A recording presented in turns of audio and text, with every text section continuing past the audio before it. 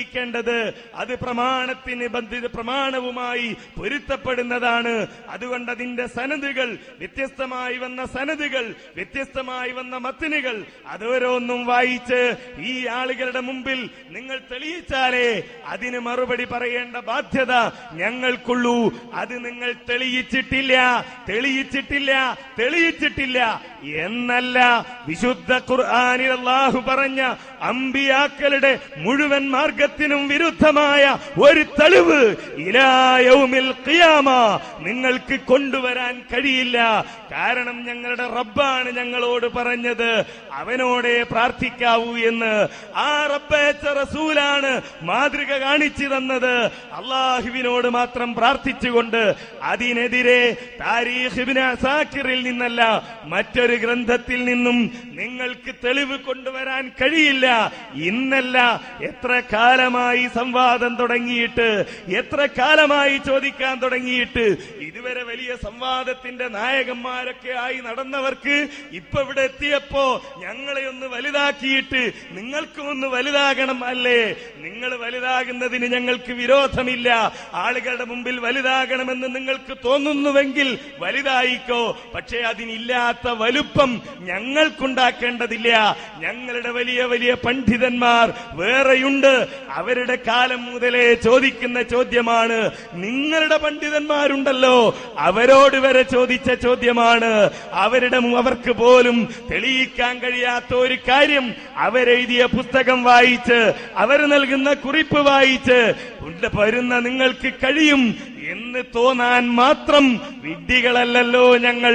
അതുകൊണ്ട് തന്നെ പ്രമാണബന്ധിതമായി നാം വ്യവസ്ഥയിൽ എഴുതിയതുപോലെ ഇത് തെളിയിച്ചാലേ ആ ചോദ്യത്തിന് മറുപടി പറയേണ്ട ബാധ്യത എനിക്കുള്ളൂ. അതുകൊണ്ട് സനദുകൾ, അതിന്റെ വ്യത്യസ്തമായ സനദുകൾ, വ്യത്യസ്തമായ മത്നുകൾ അത് വായിക്കുക, പൂർണ്ണമായി വായിക്കുക.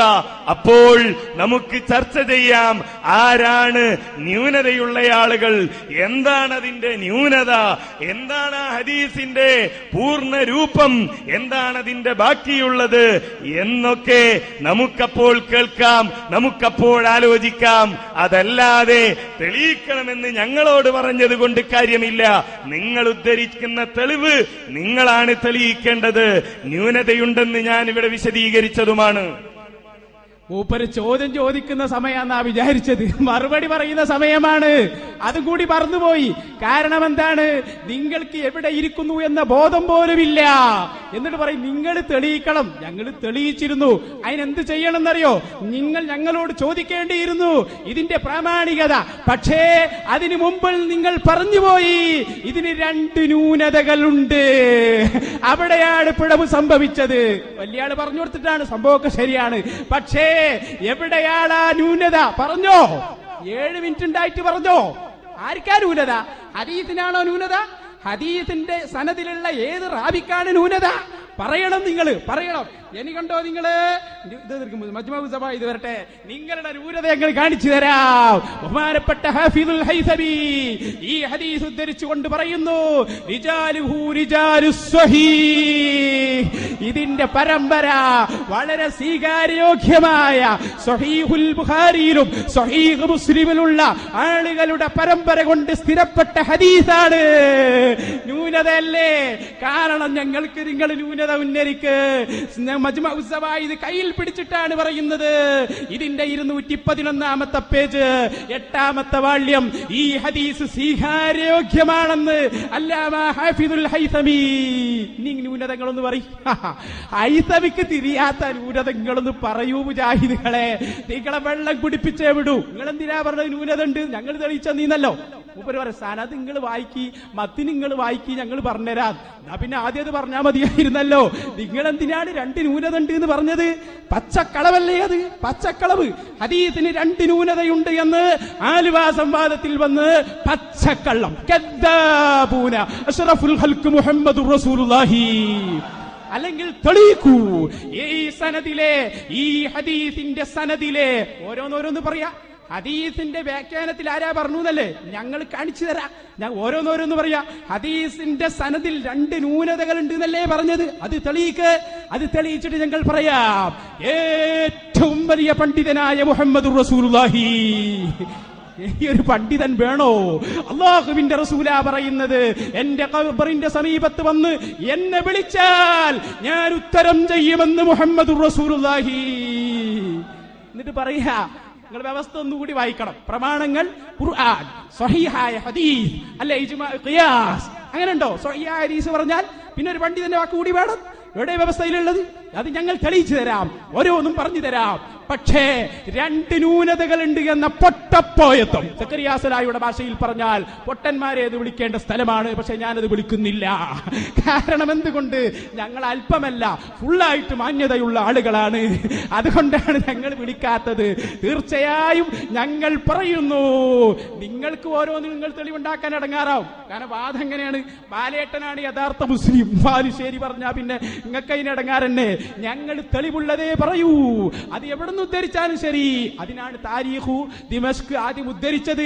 നിങ്ങളെ കൊണ്ട് അതിൽ ന്യൂനത ഉണ്ട് എന്ന് പറയിപ്പിക്കാനാണ്. അങ്ങനെ നിങ്ങൾ പറഞ്ഞു. മഹാനായ ഹാഫിദ് അവിടുത്തെ കിതാബിൽ പറഞ്ഞു, ഇതിന്റെ മുഴുവൻ റാവികളും സ്വഹീഹുൽ ബുഖാരിയുടെയും സ്വഹീഹ് മുസ്ലിമിന്റെയും റാവികളാണ്, നിങ്ങൾക്ക് തള്ളാൻ കഴിയില്ല. പിന്നെ മൂപ്പര് പറഞ്ഞത് എന്താ? ഖുർആനിന്റെ. അപ്പൊ ചോദ്യം അതന്നെ കേട്ടോ, ചോദ്യം ആവർത്തിക്കാൻ. ന്യൂനത പറഞ്ഞില്ല. ന്യൂനതകൾ എന്താണ്? ഈ ഹദീസിന്റെ സനദിന്റെ ന്യൂനതകൾ എന്താണ്? അത് നിങ്ങൾ പറയണം. പിന്നെ മൂപ്പര് ഖുർആനിനെതിരാ ഹദീസോ റസൂലുള്ളാഹിക്ക് തിരിയാത്ത ഖുർആനോ? അവിടെയാണ് ഞാൻ സക്കറിയാ സലായിയുടെ പുസ്തകം വായിക്കുന്നത്. അഹ്ലുസുന്നത്തി വൽ ജമാഅയുടെ വിശ്വാസം. എന്താ സക്കറിയാ സലായി പറഞ്ഞത്? ആരെങ്കിലും ഖുർആനിലോ സുന്നത്തിലോ വൈരുദ്ധ്യമുണ്ടെന്ന് വാദിച്ചാൽ, അതല്ലെങ്കിൽ ഖുർആനും സുന്നത്തും പരസ്പര വിരുദ്ധമാണെന്ന് വാദിച്ചാൽ, അതവന്റെ ദുഷിച്ച ചിന്തയും മനസ്സിന്റെ വക്രതയും മൂലമാണ്. സക്കറിയാ സലായിയാണ് പറയുന്നത്. അതിനാൽ അവൻ അള്ളാഹുവിലേക്ക് ഖേദിച്ചു മടങ്ങുകയും തന്റെ വഴികേടിൽ നിന്ന് വിട്ടു നിൽക്കുകയും ചെയ്യട്ടെ. നല്ല ഉപദേശമാണ്. അതുകൊണ്ട് സ്വീകരിച്ചോളൂ. ന്യൂനത എവിടെ? ന്യൂനത എവിടെ? ഞങ്ങളുടെ നേതാവിന്റെ വാക്കിനെ നിങ്ങൾ ന്യൂനതയുള്ള വാക്കുകളാക്കുകയോ? സമ്മതിക്കില്ല. എവിടെയാണ് അതിന്റെ ന്യൂനത? സമൂഹത്തിന് പറഞ്ഞു കൊടുക്കൂ. ഏത് റാവിക്കാണ് കുഴപ്പമുള്ളത്? നിങ്ങൾ എന്തിനാണ് കളവ് പറഞ്ഞത്? നിങ്ങൾ അന്ന് പിടിച്ചതല്ലേ? അഊദു ബികലിമാത്തില്ലാഹി തെളിവല്ല എന്ന് പറഞ്ഞു പിടികൂടിയതല്ലേ? ഇവിടെ വന്നിട്ട് വീണ്ടും പറഞ്ഞില്ലേ ന്യൂനതകളുണ്ട്? എവിടെയാണ് ന്യൂനത? എന്നിട്ട് പറയാ, നിങ്ങൾ വായിക്ക്, ഞാൻ പറഞ്ഞുതരാം. നിങ്ങൾ പിന്നെ ഇതിന് ആദ്യം ന്യൂനത ഉണ്ട് എന്ന് പറഞ്ഞത്? ന്യൂനത ഉണ്ട് എന്ന് പറയുമ്പോ ശ്രദ്ധിക്കണ്ടേ? ചോദ്യം വരും, ഇങ്ങോട്ട് ചോദിക്ക. ആ അവസരം കഴിഞ്ഞു. അപ്പൊ മേപ്പെട്ട് നോക്കിന്ന് എന്തൊക്കെയാ ചോദിച്ച്. ഇപ്പൊ നിങ്ങൾ തെളിയിക്കണം. അത് ഇൻഷാ അല്ലാഹ് നമുക്ക് അടുത്ത വ്യവസ്ഥ ഇതാ, നിങ്ങളെ ഞങ്ങൾ പഠിപ്പിച്ചു തരാം. ചോദ്യം ചോദിക്കുമ്പോ എന്തെങ്കിലും ചോദിക്കും, ലോറുസ്കാരോ മക്കാമു ശരിക്കോ എന്തെങ്കിലുമൊക്കെ ചോദിക്കും. എന്നിട്ട് ഇപ്പൊ ഞങ്ങളെ ചോദ്യത്തിന് മറുപടി പറയാതെ ന്യൂനത എവിടെയെന്ന് ചോദിച്ചാൽ നിങ്ങളാണ് പറഞ്ഞത്, അതുകൊണ്ട് നിങ്ങൾ ചോദിച്ചത്. ന്യൂനതയുണ്ട് നിങ്ങൾ പറഞ്ഞു, അതെവിടെ? ഈ ഹദീസിനെ കുറിച്ച് സ്വഹീഹായ ഹദീസാണെന്ന് ഹാഫിദുൽ ഹൈസമി മജ്മഉ സബായിദിൽ പറയുന്നു. ഇപ്പൊ സ്വഹീഹായ ഹദീസായല്ലോ. ഇബ്നു അസാക്കിർ മാത്രമല്ല അത് ഉദ്ധരിച്ചത്, ഇനിയും പറയാറുണ്ട്. മുസ്ലിയാർ ഇപ്പോഴും നമ്മള് ആദ്യം പറഞ്ഞ വിശദീകരണത്തിൽ തൊടാൻ തയ്യാറായിട്ടില്ല. മുസ്ലിയാരുടെ ചോദ്യത്തിന് മറുപടിയായി ഞാൻ പറഞ്ഞു, ഇത് ഇസ്തിഗാസ, നമ്മളുമായി തർക്കത്തിലിരിക്കുന്ന ഇസ്തിഗാസക്ക് തെളിവാണെന്ന് ആരും തന്നെ പറഞ്ഞിട്ടില്ല. അങ്ങനെ പണ്ഡിതന്മാര് പറഞ്ഞിട്ടുണ്ടെങ്കിൽ അതേ നമ്മൾ അംഗീകരിക്കേണ്ടതുള്ളൂ. ആ നിലയിലാണത് വിശദീകരിക്കേണ്ടത് എന്ന് പറഞ്ഞില്ല. പിന്നെ ന്യൂനതയുണ്ട് എന്ന് പറഞ്ഞില്ലേ എന്നാണ്. ന്യൂനതയുണ്ടെന്ന് ഞാൻ ഇപ്പോഴും പറയുന്നു. അതാ ഞാൻ പറഞ്ഞത്. ഇപ്പൊ ഇബ്നു അസാക്കിർ വിട്ട് മജ്മഉ സവായിദിലേക്ക് വന്നല്ലോ. ഇത് വന്ന സനദുകൾ നിങ്ങൾ വായിക്ക്. അത് വന്ന ഒരു സനദിലും ന്യൂനതയില്ല എന്ന് പറഞ്ഞ് വായിക്കാൻ നിങ്ങൾക്ക് കഴിയണം. അപ്പൊ ഞങ്ങൾ തെളിയിക്കും ഏതാണ് ന്യൂനത, എന്താണ് ന്യൂനത. ഞാൻ അപ്പോഴും പറഞ്ഞു, നിങ്ങൾ വായിക്കാത്ത സനദുണ്ടെങ്കിൽ നിങ്ങൾ അതുമായി ബന്ധപ്പെട്ട് വന്ന സനദുകൾ അത് മുഴുവൻ വായിച്ച് അതിലൊന്നും ന്യൂനതയില്ല എന്ന് നിങ്ങൾ തെളിയിച്ചാൽ, ന്യൂനതയുണ്ടെന്ന് ഞങ്ങൾ പറഞ്ഞ സനദ് ഏതാണെന്ന് ഞങ്ങൾ തെളിയിക്കും. ഒന്ന്. രണ്ടാമത്തേത്, മത്നുകൾ വായിക്കണം. അത് വ്യത്യസ്തമായ സനദുകളിലൂടെ വന്ന മത്നുകൾ പൂർണ്ണമായി വായിക്കണം.